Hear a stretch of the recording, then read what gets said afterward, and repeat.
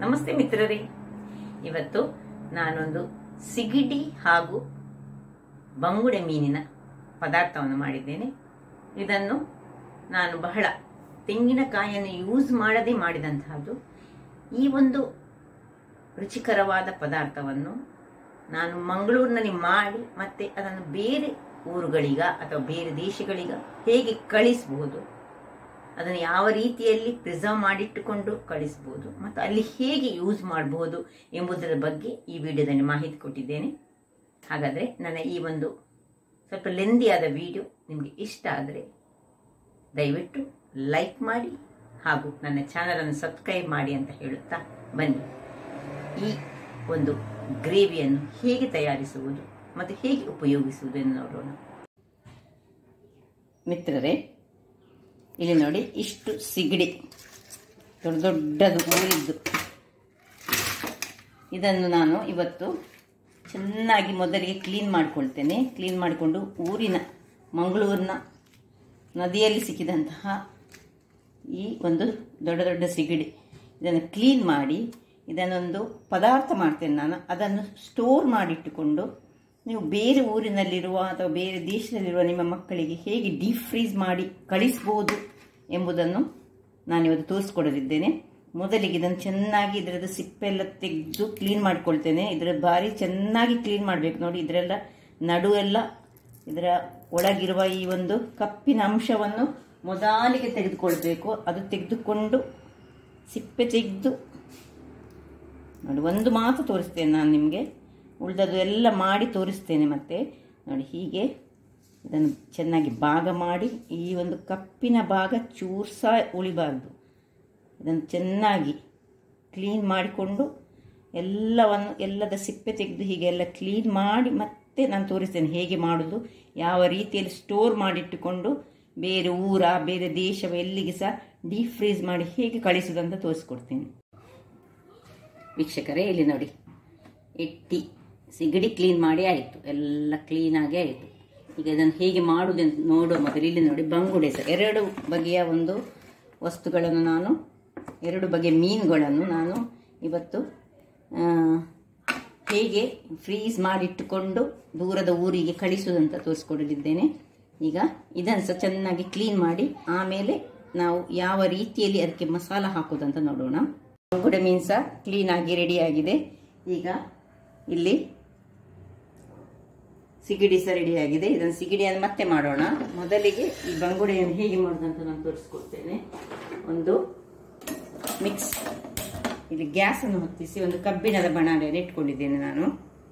ವೀಕ್ಷಕರೇ, ಇಲ್ಲಿ ನೋಡಿ, ಇದಕ್ಕೆ ಇದು ಬಿಸಿಯಾಗಿದೆ. ಬಿಸಿಯಾಗುವಾಗ ನಾನು ಆಯಿಲ್ ಹಾಕೊಳ್ಳೋದಿಲ್ಲ. ಒಂದು 25ರಷ್ಟು ಮೆಣಸನ್ನು ಹಾಕೊಳ್ತಿದ್ದೇನೆ ನಾನು.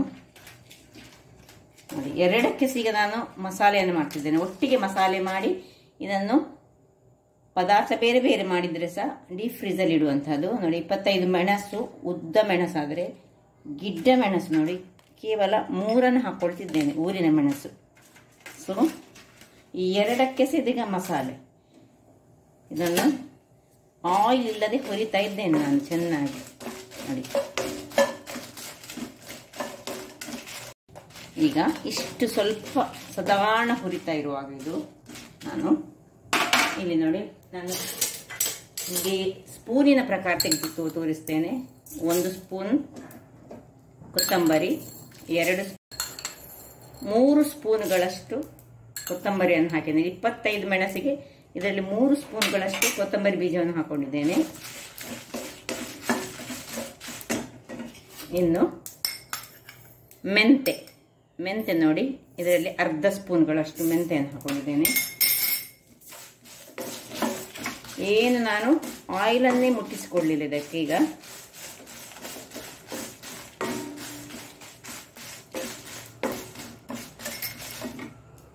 ಇನ್ನು ನೋಡಿ, 5-6 ಎಸಳುಗಳಷ್ಟು ಬೆಳ್ಳುಳ್ಳಿಯನ್ನು ಹಾಕೊಳ್ತಿದ್ದೇನೆ.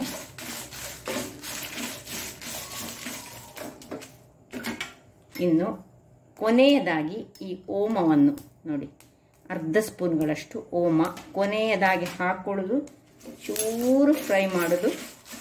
ನೋಡಿ ಮೆಣಸೆಲ್ಲ ಫ್ರೈ ಆಗಿದೆ. ಮೊದಲು ಮೆಣಸು ಹಾಕೊಂಡದ್ದು. ಇನ್ನು ಸ್ವಲ್ಪ ಕಾಳು ಮೆಣಸು. ಇಲ್ಲಿ ನೋಡಿ ಸ್ಪೂನ್ಗಳಲ್ಲಿ ನೋಡುವಾಗ ಅರ್ಧ ಸ್ಪೂನ್ನಷ್ಟು ಕಾಳು ಮೆಣಸನ್ನು ಹಾಕೊಂಡಿದ್ದೇನೆ. ಸೊ ಅರ್ಧ ಸ್ಪೂನ್ನಷ್ಟು ಕಾಳು ಮೆಣಸು, ಅರ್ಧ ಸ್ಪೂನ್ನಷ್ಟು ಮೆಂತೆ, ಇನ್ನು ಅರ್ಧ ಸ್ಪೂನಿನಷ್ಟು ನಾನು ಜೀರಿಗೆಯನ್ನು ಹಾಕೊಳ್ತೇನೆ. ಇಲ್ಲಿ ನೋಡಿ ಅರ್ಧ ಸ್ಪೂನ್ಗಳಷ್ಟು ಜೀರಿಗೆ ಸಾಕು. ಇಷ್ಟನ್ನು ಹಾಕ್ಕೊಂಡು ಜೀರಿಗೆ ಚೂರು ಫ್ರೈ ಆಗುವಾಗ ಜೀರಿಗೆ ಮತ್ತು ಆಗೋದು ಓಮವನ್ನು ಸ್ವಲ್ಪ ಕೊನೆಗೆ ಹಾಕೊಳ್ಳುವುದು. ಸ್ವಲ್ಪ ಆಗುವಾಗ ಈಗ ಈ ಕಬ್ಬಿಣದ ಬಾಣಲೆಲ್ಲ ಇದರ ಬಿಸಿಯಲ್ಲಿ ಇದು ಬಿಸಿ ಆಗಬೇಕು. ಇದನ್ನೀಗ ನಾನು ಆಫ್ ಮಾಡ್ಕೊಳ್ತಿದ್ದೇನೆ.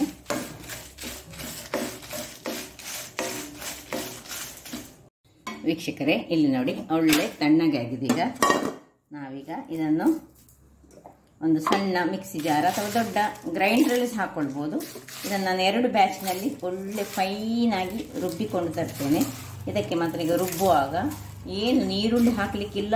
ನೀರುಳ್ಳಿ ಒಂದು ನಾವು ಎಲ್ಲಿಯಾದರೂ ಹೊರಗಡೆ ಕಳಿಸಿಕೊಡೋದಾದರೆ ಅಥವಾ ನಾವು ಸ್ಟೋರ್ ಮಾಡಿ ಇಟ್ಟುಕೊಳ್ಳೋದಾದರೆ ನೀರುಳ್ಳಿಯನ್ನು ಹಾಕ್ಕೊಳ್ಬಾರ್ದು. ನೀರುಳ್ಳಿ ಹಾಕಿದ ಕೂಡಲೇ ಅದು ಪಕ್ಕ 1-2ನೇ ದಿವಸಕ್ಕೆ ಹಾಳಾಗ್ತದೆ. ನಾವೀಗ ಸ್ವಲ್ಪ ಇದಕ್ಕೆ ಅರ್ಧ ಚಮಚಗಳಷ್ಟು ಈ ಹಳದಿ ಪುಡಿಯನ್ನು ಹಾಕೊಳ್ತಿದ್ದೇನೆ ನಾನು. ಮತ್ತು ಹುಳಿ, ಇಲ್ಲಿ ನೋಡಿ ಹುಳಿ ನಮಗೆ ಮಾತ್ರ ಒಂದು ದೊಡ್ಡ ಲಿಂಬೆ ಗಾತ್ರದ ಹುಳಿ ಬೇಕು.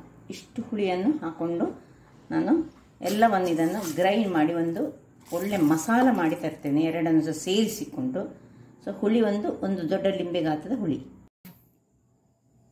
ಮಿತ್ರರೇ ಇಲ್ಲಿ ನೋಡಿ 2 ಮಿಕ್ಸಿಗಳಲ್ಲಿ ನಾನು ಗ್ರೈಂಡ್ ಮಾಡಿಕೊಂಡು ತಂದೆ. ಒಳ್ಳೆ ಫೈನಾಗಿ ಇದು ಪೇಸ್ಟ್ ಆಗಬೇಕು. ಹೇಗೆ ಆಗಿದೆ ನೋಡಿ. ನೀವು ಬೇಕಿದ್ರೆ ದೊಡ್ಡ ಮಿಕ್ಸಿಯಲ್ಲಿ ಇದನ್ನು ಮಾಡ್ಬೋದು. ನನಗೆ ಈ ಮಿಕ್ಸಿ ಸ್ವಲ್ಪ ಕಂಫರ್ಟೇಬಲ್ ಆಗ್ತದೆ. ಹಾಗಾಗಿ ನಾನು ಇದರಲ್ಲಿ ಯಾವಾಗಲೂ ಯಾವುದೇ ಒಂದು ಮಸಾಲೆಯನ್ನು ಗ್ರೈಂಡ್ ಮಾಡೋದು ಮಾಡೋದು. ಇಲ್ಲದಿದ್ದರೆ ನನ್ನ ಹತ್ರ ವೆಟ್ ಗ್ರೈಂಡರ್ ಸಹ ಉಂಟು, ಅದರಲ್ಲಿ ಸಹ ಮಾಡಲಿಕ್ಕೆ ಆಗ್ತದೆ. ಅದು ನನಗೆ ಇದು ತುಂಬ ಖುಷಿಯನ್ನು ಕೊಡ್ತದೆ. ಅದರಿಂದಾಗಿ ಒಳ್ಳೆ ಫೈನ್ಸ್ ಆಗ್ತದೆ. ಈಗ ಇದನ್ನು ಸೈಡಿಗೆ ಇಟ್ಕೊಳ್ಳೋಣ. ಸೈಡಿಗೆ ಇಟ್ಕೊಂಡು ಈ 3 ಟೊಮ್ಯಾಟೊವನ್ನು ಕಟ್ ಮಾಡ್ತಿದ್ದೇನೆ ನಾನು. ಸಣ್ಣದಾಗಿ ಹೆಚ್ಚಿಟ್ಕೊಳ್ತಿದ್ದೇನೆ. ನೋಡಿ ಎಷ್ಟು ಸಣ್ಣದಾಗ್ತದೆ ಎಷ್ಟು ಸಣ್ಣದಾಗಿ ಹೆಚ್ಚಿಟ್ಕೊಳ್ಳೋಣ. ಇದು 3 ಟೊಮ್ಯಾಟೊಗಳನ್ನು ಸಹ ನಾನು ಈಗ ಕಟ್ ಮಾಡಿ ತೋರಿಸ್ತೇನೆ. ವೀಕ್ಷಕರೇ ಇಲ್ಲಿ ನೋಡಿ ಟೊಮ್ಯಾಟೊವನ್ನು ಕಟ್ ಮಾಡಿ ಆಯಿತು. ಇನ್ನು ಉದ್ದಕ್ಕೆ ಕಾಯಿ ಮೆಣಸನ್ನು ಕಟ್ ಮಾಡಿ ಇಟ್ಕೊಳ್ತಿದ್ದೇನೆ.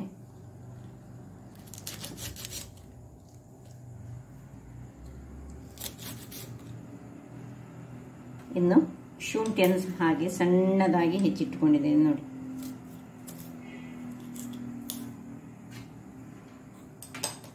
ಈಗ ಎರಡಕ್ಕೆ ಸಹ ನಾನು ಒಟ್ಟಿಗೆ ಮಸಾಲೆ ಮಾಡಿ ಶುಂಠಿ ಆಯಿತು ಕಟ್ ಮಾಡಿ, ಇಲ್ಲಿ ಸ್ವಲ್ಪ ಬೆಳ್ಳುಳ್ಳಿಯನ್ನು ಸಹ ಹಾಗೆ ಸಣ್ಣದಾಗಿ ಹೆಚ್ಚಿಟ್ಟುಕೊಳ್ತೇನೆ ನೋಡಿ. ಎಲ್ಲ ಬೆಳ್ಳುಳ್ಳಿಗಳನ್ನು ಸಣ್ಣದಾಗಿ ಹೆಚ್ಚಿಟ್ಟುಕೊಂಡಾಯಿತು. ಇಲ್ಲಿ ಬಂಗುಡೆ ಮೀನ್ಸ್ ರೆಡಿ ಉಂಟು. ಇಲ್ಲಿ 1 kgಯಷ್ಟು ಬಂಗುಡೆ ಮತ್ತು 1 kgಯಷ್ಟು ಸಿಗಡಿ ರೆಡಿ ಉಂಟು. ಈಗ ಇಲ್ಲಿ ನೋಡಿ ಒಂದು ಮಣ್ಣಿನ ಬಣಾಲೆಯನ್ನು ನಾನು ಇಟ್ಕೊಂಡಿದ್ದೇನೆ. ಅದಕ್ಕೆ ನಾನು ಒಳ್ಳೆ ಫ್ರೆಶ್ ಆದ ನಾವು ಮಿಕ್ಸ್ ಯೂಸ್ ಮಾಡಿದ ಎಣ್ಣೆ ಅಲ್ಲ, ನಮ್ಮ ಬಾಟ್ಲಿಯಲ್ಲಿ ಹೊಸತಿದ್ದ ಎಣ್ಣೆಯಲ್ಲಿ ಒಂದು 6 ಚಮಚಗಳಷ್ಟು ಎಣ್ಣೆಯನ್ನು ಹಾಕೊಂಡಿದ್ದೇನೆ ನಾನೀಗ. ಇಲ್ಲಿಗ ನಾವು ನೀರುಳ್ಳಿಯನ್ನೊಂದು ಹಾಕೊಳ್ಳಿಕ್ಕಿಲ್ಲ. ಆದ್ದರಿಂದಾಗಿ ಸುರಿಗೆ ಈ ಹೆಚ್ಚಿಟ್ಟಂತಹ ಸಣ್ಣದಾಗಿ ಹೆಚ್ಚಿಟ್ಟ ಬೆಳ್ಳುಳ್ಳಿಯನ್ನು ಹಾಕೊಳ್ತಿದ್ದೇನೆ ನಾನೀಗ. ಎಣ್ಣೆ ಬಿಸಿಯಾಗುವಾಗ ಬೆಳ್ಳುಳ್ಳಿಯನ್ನು ಹಾಕೊಳ್ಳೋಣ. ಬೆಳ್ಳುಳ್ಳಿ ನೋಡಿ ಸ್ವಲ್ಪ ನೋಡಿ ಎಣ್ಣೆ ನೋಡಿ ನಾನು 5-6 ಚಮಚಗಳಷ್ಟು ಇದಕ್ಕೆ ಇರುವುದೇ ಎಣ್ಣೆ. ಈಗ ಶುಂಠಿಯನ್ನು ಹಾಕೊಳ್ತಿದ್ದೇನೆ. ಸಣ್ಣದಾಗಿ ಹೆಚ್ಚಿದ್ದಂತಹ ಶುಂಠಿ, ಒಂದು ಅರ್ಧ ಇಂಚಿನಷ್ಟು ಶುಂಠಿ ಬೇಕು ನನಗೆ. ಇನ್ನು ಸ್ವಲ್ಪ ಡ್ರೈ ಆದಂತಹ ಕರಿಬೇವಿನ ಸೊಪ್ಪು,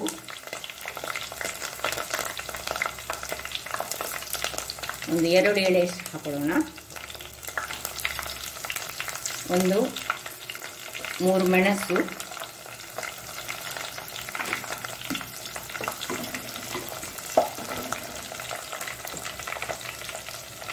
ಇನ್ನು ಈ 3 ಟೊಮ್ಯಾಟೊವನ್ನು ಸಹ ಇದಕ್ಕೆ ಹಾಕೊಳ್ಳೋಣ. ಈ ಎಣ್ಣೆಯಲ್ಲಿ ಇದೀಗ ಫ್ರೈ ಆಗಬೇಕು ಟೊಮ್ಯಾಟೊ.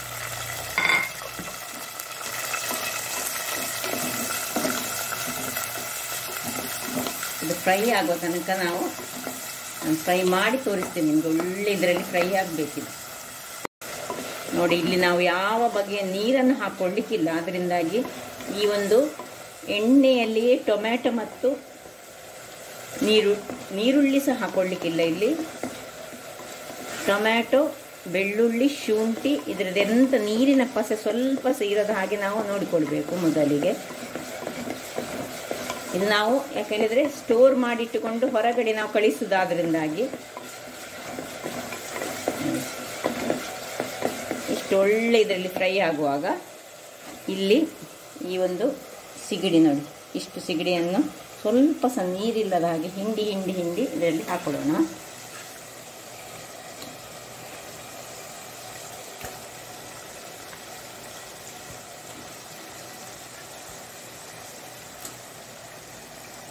ಎಲ್ಲವನ್ನು ಹಾಕೊಂಡು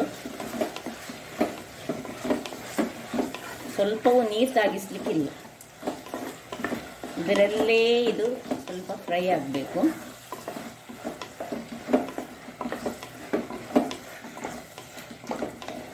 ಚೆನ್ನಾಗಿ ನಿಧಾನಕ್ಕೆ ತಿರುಗಿಸ್ಕೊಳ್ಬೇಕು, ಅಂದರೆ ಸಿಗಡಿ ಸ್ವಲ್ಪ ಸ್ಮೂತ್ ಆಗಿರುತ್ತದಲ್ಲ. ಇನ್ನು ಇದಕ್ಕೆ ಸ್ವಲ್ಪ ಉಪ್ಪನ್ನು ಹಾಕೊಳ್ತೇನೆ ನಾನು.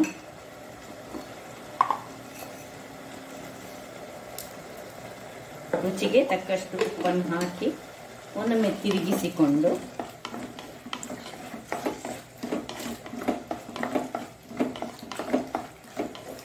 ಇದನ್ನು ಹೀಗೆ ಬೇಯಲಿಕ್ಕೆ ಬಿಟ್ಕೊಳ್ಳೋಣ. ಮಿತ್ರರೇ, 6 ನಿಮಿಷಗಳ ಬಳಿಕ ಇದು ನೋಡಿ ಒಳ್ಳೆ ಬೆಂದಿದೆ. ಅದರ ನೀರೇ ಬಂದದ್ದು, ನಾವೇನು ನೀರು ಹಾಕಲಿಲ್ಲ. ಈಗ ಇಲ್ಲಿ ನಾವು ರೆಡಿ ಮಾಡಿದಂತಹ ಮಸಾಲೆಯನ್ನು ನೋಡಿ, ಇದಕ್ಕೆ ಒಂದು 3 ಚಮಚಗಳಷ್ಟು ಸುರಿಗೆ ಹಾಕೊಂಡು ನೋಡೋಣ ಎಷ್ಟು ಹೇಗೆ ಆಗ್ತದೆ ಹೇಳಿ. ಕಡಿಮೆ ಆದರೆ ಸ್ವಲ್ಪ ಹಾಕೊಳ್ಳೋಣ.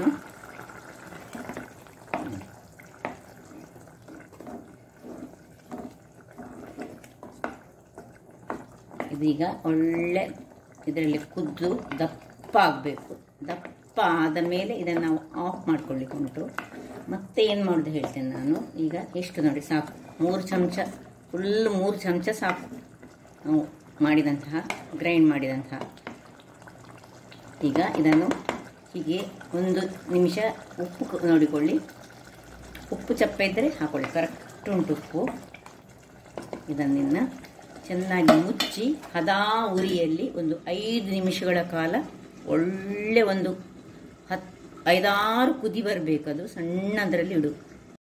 ಇಲ್ಲಿ ನೋಡಿ ಒಳ್ಳೆ ಕುದಿ ಬರ್ತಾ ಉಂಟು. ನಾವೀಗ ಇದಕ್ಕೆ ಸ್ವಲ್ಪ ನಿಧಾನಕ್ಕೆ ಸೌಟನ್ನು ಅಡಿಗಿಡಿ ಬರ್ತದ್ದು, ಯಾಕಂದರೆ ನಾವು ಚೂರು ನೀರನ್ನು ಇದಕ್ಕೆ ಯೂಸ್ ಮಾಡಲಿಲ್ಲ. ನಾನು ಗ್ರೈಂಡ್ ಮಾಡುವಾಗ ಮಾತ್ರ ಈ ಮಸಾಲೆಗೆ ನೀರನ್ನು ಯೂಸ್ ಮಾಡಿಕೊಂಡದ್ದು.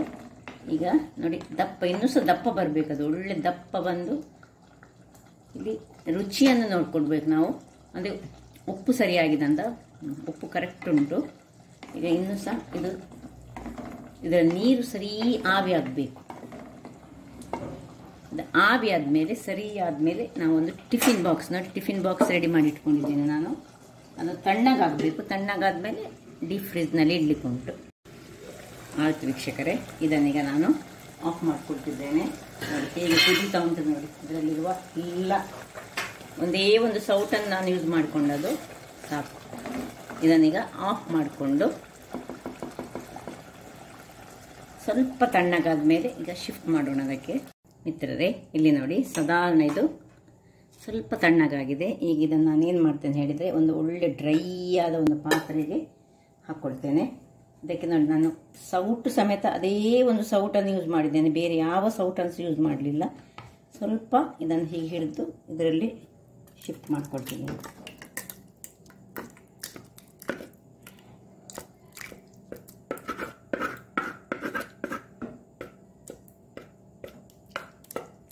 ಈಗ ಇದು ಪೂರ್ತಿ ತಣ್ಣಗಾಗಬೇಕು. ಪೂರ್ತಿ ತಣ್ಣಗಾದ ಮೇಲೆ ನಾವಿದನ್ನು ಡೀಪ್ ಫ್ರೀಸರಲ್ಲಿ ಇಡೋದು. ಇಟ್ಟು ಡೀಪ್ ಫ್ರೀಸರಲ್ಲಿ ಇಡಬೇಕು. ಮತ್ತು ನಾವು ಯಾವಾಗ ಹೋಗ್ತೇವೆ ಅಥವಾ ಯಾರಿಗೆ ಕಳಿಸ್ತೇವೆ ಅವರ ಬ್ಯಾಗ್ನಲ್ಲಿ ಇಟ್ಟು ಕಳಿಸ್ಲಿಕ್ಕೆ ನಾನು ಮತ್ತೆ ತೋರಿಸ್ತೇನೆ ನಿಮಗೆ ಹೇಗೆ ಅಂತ. ಇದನ್ನು ಈಗ ಸ್ವಲ್ಪ ಹೊತ್ತು ಬಾಯಿ ಹೀಗೆ ಓಪನ್ ಇಟ್ಟು ಸ್ವಲ್ಪ ತಣ್ಣಗಾಗಲಿಕ್ಕೆ ಸರಿ ಫುಲ್ಲಿ ಪೂರ್ತಿ ತಣ್ಣಗಾಗಬೇಕು. ಆಮೇಲೆ ಡೀಪ್ ಫ್ರಿಜ್ಜಲ್ಲಿ ಇಡೋದು. ಈಗ ಅದೇ ರೀತಿ ಬಂಗುಡೆ ಮೀನನ್ನು ಮಾಡುವ ಅದೇ ಮಸಾಲೆ ನೋಡಿ, ಸೇಮ್ ಮಸಾಲೆಯನ್ನು ನಾನು ಯೂಸ್ ಮಾಡ್ತಿದ್ದೇನೆ. ಇಲ್ಲಿ ಒಂದು ಮಣ್ಣಿನ ಪಾತ್ರೆಯನ್ನು ಬಿಸಿಗೆ ಇಟ್ಟಿದ್ದೇನೆ. ಪಾತ್ರೆ ಬಿಸಿ ಆಗಲಿ. ಇಲ್ಲಿ ಸಣ್ಣದಾಗಿ ಆಗ ಅದಕ್ಕೆ ಉದ್ದಕ್ಕೆ ಹೆಚ್ಚಿಕೊಂಡದ್ದು, ಈಗ ಇದಕ್ಕೆ ರೌಂಡಲ್ಲಿ ಹೆಚ್ಚಿಕೊಳ್ತಿದ್ದೇನೆ ಸಣ್ಣದಾಗಿ. ಸ್ವಲ್ಪ ಶುಂಠಿ ಮತ್ತು ಖಾಲಿ ನಮಗೆ ಕಾಯಿ ಮೆಣಸು, ಅದಕ್ಕೆ ಬೇರೆ ಏನು ಬೇಡ. ಇಲ್ಲೀಗ ಸ್ವಲ್ಪ ಬಿಸಿ ಆಗಲಿ. ಅದಕ್ಕೆ ಸ್ವಲ್ಪ ಫ್ರೆಶ್ ಆದ ಒಂದು 4 ಸ್ಪೂನ್ಗಳಷ್ಟು ಎಣ್ಣೆಯನ್ನು ಹಾಕ್ಕೊಳ್ತಿದ್ದೇನೆ ನಾನು. ಎಣ್ಣೆ ಒಳ್ಳೆ ಬಿಸಿ ಆಗಲಿ. ಎಣ್ಣೆ ಬಿಸಿ ಆಯಿತು. ಈಗ ಶುಂಠಿ ಮತ್ತು ಈ ಕಾಯಿ ಮೆಣಸನ್ನು ಹಾಕ್ಕೊಳ್ತಿದ್ದೇನೆ. ಯಾಕೆಂದರೆ ಅದರಲ್ಲಿರುವ ನೀರಿನ ಪಸೆಯನ್ನು ಹೋಗಲಿಕ್ಕೆ ಹೇಳಿ ಅದರಲ್ಲಿ ಹಾಕ್ಕೊಳ್ತಿದ್ದೇನೆ. ಅದು ಹಾಕೊಂಡಾದ ಕೂಡಲೇ ಒಂದು ಕರಿಬೇವಿನ ಸೊಪ್ಪನ್ನು ಸಣ್ಣದಾಗಿ ಎತ್ತುಕೊಂಡು ಹಾಕ್ತಿದ್ದೇನೆ. ನೀರುಳ್ಳಿಯನ್ನು ಹಾಕೊಳ್ಳಿಕ್ಕಿಲ್ಲ. ನಾವು ಯಾವಾಗ ಪ್ರಿಸರ್ವ್ ಮಾಡಿ ಈಗ ಬೇರೆ ಕಡೆಗೆಲ್ಲ ಕೊಂಡೋಗ್ತೇವೆ ಹೇಳುವಾಗ ನೀರುಳ್ಳಿ ಹಾಕಲಿಕ್ಕಿಲ್ಲ.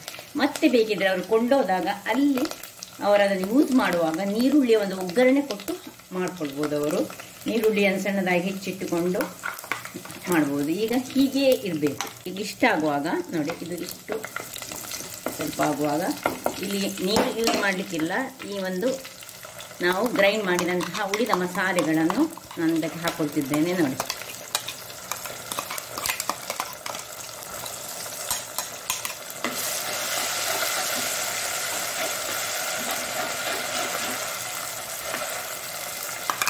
ಮಸಾಲೆಯನ್ನು ಎಣ್ಣೆಯಲ್ಲಿ ಫ್ರೈ ಮಾಡಿಕೊಳ್ಬೇಕು. ಇದು ಈಗ ಬಂಗುಡೆ ಮೀನಿಗೆ ನಾನು ಮಾಡ್ತಿದ್ದದ್ದು. ಆಗ ಮಾಡಿದ ರೀತಿಯೇ ಬೇರೆ, ಈಗ ಮಾಡುವ ರೀತಿಯೇ ಬೇರೆ. ಅದಕ್ಕೆ ಸ್ವಲ್ಪ ಇದು ಒಳ್ಳೆ ಫ್ರೈ ಆಗಬೇಕು ನೋಡಿ. ಮಸಾಲೆ ಇಷ್ಟು ಫ್ರೈ ಆಗುವಾಗ ನಾವೇನು ಮಾಡಬೇಕು ಹೇಳಿದರೆ, ಸ್ವಲ್ಪ ಮಿಕ್ಸಿಯನ್ನು ತೊಳೆದ ನೀರನ್ನು ಹಾಕ್ಕೊಂಡು ಪುನಃ ಮಸಾಲೆಯನ್ನು ಹಾಗೆಯೇ ದೊಡ್ಡ ಉರಿ ಇಟ್ಟುಕೊಂಡು ಫ್ರೈ ಮಾಡಿಕೊಳ್ಬೇಕು. ಖಾಲಿ ಮಿಕ್ಸಿ ತೊಳೆದ ಸ್ವಲ್ಪ ನೀರನ್ನು.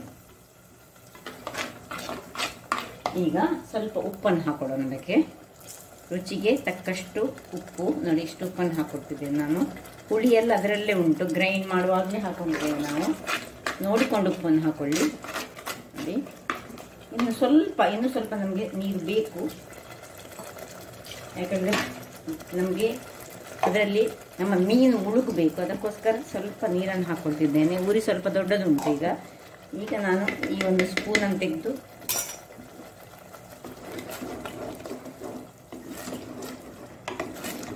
ಇಲ್ಲಿ ಉಪ್ಪು ಹೇಗುಂಟು, ಹುಳಿ ಉಪ್ಪು ಖಾರವನ್ನೊಮ್ಮೆ ಚೆಕ್ ಮಾಡಿಕೊಳ್ಳಿ. ಸ್ವಲ್ಪ ಉಪ್ಪು ಕಡಿಮೆ ಇದ್ದಾಗೆ ಉಂಟು. ಸ್ವಲ್ಪ ಉಪ್ಪನ್ನು ಹಾಕ್ಕೊಳ್ತೀನಿ. ಉಪ್ಪು ಕಡಿಮೆ ಉಂಟು ನೋಡಿ. ಇನ್ನು ಸ್ವಲ್ಪ ಒಂದು 5 ನಿಮಿಷಗಳ ಕಾಲ ನೋಡಿ. ಈಗಲೇ ಕುದಿ ಬರ್ತಾ ಉಂಟು, ಆದರೆ ಸಹ ಸರಿಯಾಗಿ ಅದು ಕುದಿಬೇಕು. ಅದಕ್ಕೆ 5 ನಿಮಿಷಗಳ ಕಾಲ ಮುಚ್ಚಳ ಮುಚ್ಚಿ ಸಣ್ಣ ಉರಿಯಲ್ಲಿ ಇಟ್ಕೊಳ್ಳೋಣ. ವೀಕ್ಷಕರೇ, ಇಲ್ಲಿ ನೋಡಿ ಒಳ್ಳೆ ಕುದಿತಾ ಬಂತು. ಕಲರ್ ನೋಡಿ ಯಾವ ರೀತಿಯಲ್ಲಿ ಬಂದಿದೆ ಹೇಳಿ. ಈಗ ಈ ಹೊತ್ತಿಗೆ ಈ ಮೀನನ್ನು ನಾವು ಇದಕ್ಕೆ ಹಾಕೊಳ್ಳೋಣ ನೋಡಿ. ನೀವು ಇದರಲ್ಲಿ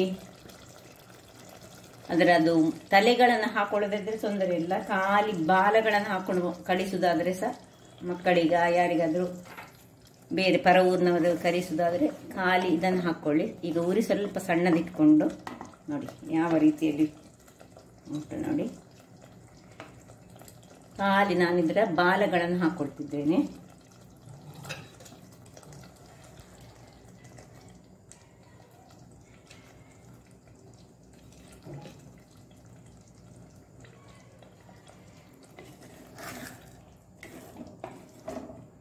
ಎಲ್ಲಕ್ಕೆ ತಿರುಗಿಸ್ಕೊಳ್ಬೇಕು. ಸ್ವಲ್ಪ ಹೊತ್ತು ಇದನ್ನು ಇದರಲ್ಲೇ ಕುದಿಲಿಕ್ಕೆ ಬಿಡೋಣ ನೋಡಿ. ಮೀನು ಹಾಕಿದ ಮೇಲೆ ಇದನ್ನು ನಾವು ಸಣ್ಣ ಒಂದು ಉರಿಯಲ್ಲಿ 2 ನಿಮಿಷಗಳ ಕಾಲ ಹೀಗೆ ಬೇಯಿಸ್ಕೊಳ್ಳೋಣ. 2 ನಿಮಿಷಗಳ ಬಳಿಕ ನೋಡಿ ಏನು ಚೆನ್ನಾಗಿ ಬಂದಿದೆ ನೋಡಿ. ಹೇಗೆ ಬಂತು ನೋಡಿ. ನೋಡಿ ಚೆನ್ನಾಗಿ ಆಯಿತು, ಸಾಕು. ಇನ್ನೀಗ ಇದನ್ನು ತಣ್ಣಗಾಗಲಿಕ್ಕೆ ಬಿಡೋಣ. ತಣ್ಣಗಾದ ಮೇಲೆ ಒಂದು ಟಿಫಿನ್ ಬಾಕ್ಸಿಗೆ ಹಾಕಿ ಇದನ್ನು ಡೀಪ್ ಫ್ರೀಸಲ್ಲಿ ಇಟ್ಕೊಳ್ಳೋದು.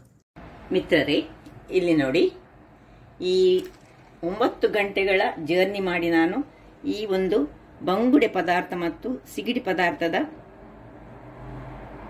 ಐಸ್ ಪ್ಯಾಕ್ ಅಲ್ಲಿ ಹಾಕಿ ನಾನು ತಂದದ್ದು. ಇದನ್ನು ಸುರಿಗೆ ನಾನು ಡೀಪ್ ಫ್ರೀಸಲ್ಲಿ ಇಟ್ಟಿದ್ದೆ. ಆಮೇಲೆ ಟ್ರಾವೆಲ್ ಮಾಡಲಿಕ್ಕೆ ಬರಲಿಕ್ಕೆ ಆಗುವಾಗ, ಏರ್ಪೋರ್ಟ್ಗೆ ಬರಲಿಕ್ಕೆ ಆಗುವಾಗ ಇದನ್ನು ನಾನು ಐಸ್ ಪ್ಯಾಕ್ ಅಲ್ಲಿ ಹಾಕಿಟ್ಟುಕೊಂಡು ತಂದದ್ದು. ನೋಡಿ, ಇದು ಬಂಗುಡೆ ಆದರೆ ಇದು ಸಿಗಡಿ ಮೀನಿನ ಪದಾರ್ಥ. ಇದನ್ನು ಬಂದ ಕೂಡಲೇ ನಾವು ಸ್ವಲ್ಪ ಯೂಸ್ ಮಾಡಿ ಆಯಿತು. ನಿನ್ನೆ ನನಗೆ ವಿಡಿಯೋ ಮಾಡಲಿಕ್ಕೆ ಮರ್ತು ಹೋಯಿತು ಇದು. ಆದರೆ ಸಹ ಈಗ ನಾನು ಇದಕ್ಕೆ ತೆಂಗಿನ ಹಾಲನ್ನು ಹೇಗೆ ಹಾಕಿ ಇದನ್ನೊಂದು ರುಚಿಕರವಾದ ಗ್ರೇವಿ ಮಾಡೋದಂತ ಮಾಡಿ ನಿಮಗೆ ತೋರಿಸ್ಕೊಡ್ತೇನೆ. ನೋಡಿ, ಇದು ತೆಂಗಿನಕಾಯಿ ಸಹ ಹಾಗೆ ಡೀಪ್ ಫ್ರೀಸರಲ್ಲಿ ಇಟ್ಟುಕೊಂಡು ನಾನು ಇದನ್ನು ಐಸ್ ಪ್ಯಾಕಿನ ಒಳಗೆ ಇಟ್ಟುಕೊಂಡು ತಂದದ್ದು. 9 ಗಂಟೆ ಹೇಳಿದರೆ ಟ್ರಾವೆಲ್ ಟೈಮ್ 9 ಗಂಟೆ, ಪುನಃ ಒಟ್ಟು ಹೇಳುವಾಗ ಒಂದು 20 ಗಂಟೆಗಳ ಕಾಲ ಇದು ಇದರಲ್ಲಿ ಇತ್ತು. ಯಾವುದರಲ್ಲಿ? ನಮ್ಮ ಹೊರಗಡೆ ಇತ್ತು. ಡೀಪ್ ಫ್ರೀಸಲ್ಲಿ ಇಟ್ಟದನ್ನು ನಾನು ಐಸ್ ಪ್ಯಾಕಿನ ಒಳಗೆ ಹಾಕಿ ತಂದದ್ದು. ಹಾಗಾಗಿ ಇದನ್ನೀಗ ತೆಂಗಿನ ಹಾಲು ತೆಗೆದು ಇದಕ್ಕೆ ಸ್ವಲ್ಪ ಸೇರಿಸಿ ಹೇಗೆ ಪದಾರ್ಥ ಆಗ್ತದೆ ಅಂತ ನಾನು ನಿಮಗೆ ತೋರಿಸ್ತೇನೆ. ಯಾಕೆ ಹೇಳಿದರೆ ನನಗೆ ಇಲ್ಲಿ ಲೈಟಿಂಗ್ ಫೆಸಿಲಿಟಿ ಅಷ್ಟು ಕರೆಕ್ಟ್ ಇಲ್ಲದ ಕಾರಣ ನಿಮಗೆ ಪದಾರ್ಥ ಮಾಡಿ ತೋರಿಸ್ಲಿಕ್ಕೆ ಆಗುದಿಲ್ಲ. ಪದಾರ್ಥ ಆದದನ್ನು ಹೀಗೆ ಮಾಡಿ ನಿಮಗೆ ತೋರಿಸಿಕೊಡ್ತೇನೆ.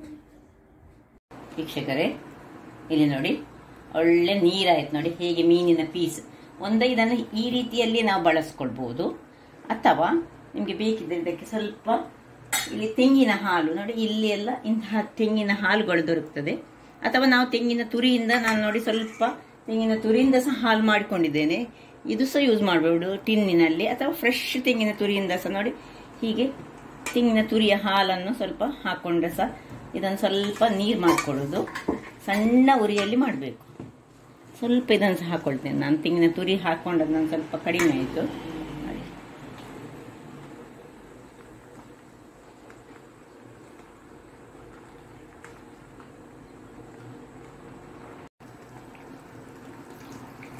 ಈ ಇಲ್ಲಿಯ ವೆದರಿಗೆ ಸ್ವಲ್ಪ ಇದು ಗಟ್ಟಿ ಆಗ್ತದೆ. ಅದರಿಂದಾಗಿ ನಾವು ಅದನ್ನು ಇದು ಮಾಡಿಕೊಂಡು, ಇದು ತೆಂಗಿನ ಹಾಲು ಬೇಕಿದ್ರೆ ಹಾಕೊಳ್ಬಹುದು, ಇಲ್ಲದಿದ್ರೆ ಖಾಲಿ ಇದನ್ನು ಸಹ ಹೀಗೆ ಯೂಸ್ ಮಾಡ್ಕೊಳ್ಬಹುದು.